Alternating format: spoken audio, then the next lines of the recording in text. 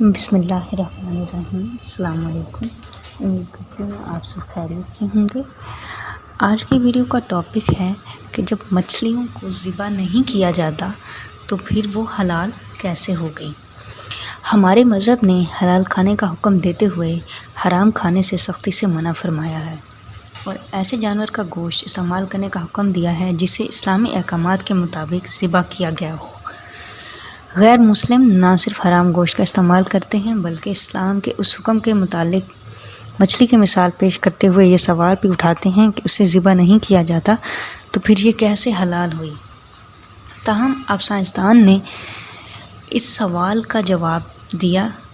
اور ایسا حیران کن انکشاف کیا ہے کہ آپ بھی سن کر حیران رہ جائیں گے۔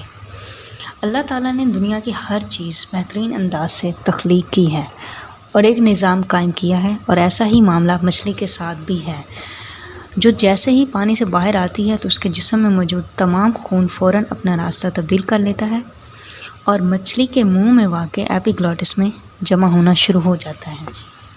مچھلی کے پانی سے نکلنے کے کچھ وقت بعد ہی اس کے جسم میں موجود خون کا ایک ایک قطرہ ایپیگلوٹس میں جمع ہو جاتا ہے اور اس کا گوشت خالص اور حلال رہتا ہے، اور یہی وجہ ہے کہ مچھلی کو ذبح کرنے کی ضرورت ہی باقی نہیں رہتی، اور جس دوران مچھلی کا گوشت بنایا جاتا ہے تو ایپیگلوٹس کو بھی نکال دیا جاتا ہے۔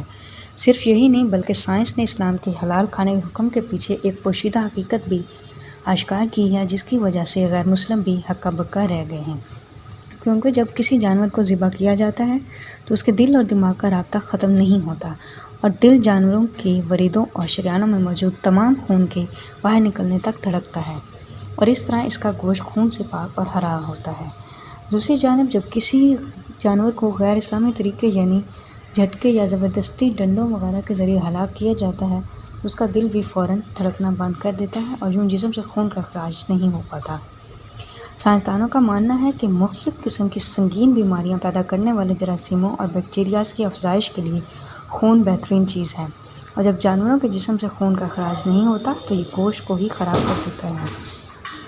اور جب انسان اسے کھاتے ہیں تو بہت سی بیماریوں کا شکار ہو جاتے ہیں۔ امید کرتی ہوں آج کا پیغام آپ کو پسند آیا ہوگا۔ اگر آپ کو پسند آیا ویڈیو کو لائک کیجیے، چینل کو سبسکرائب کیجیے۔ بہت شکریہ۔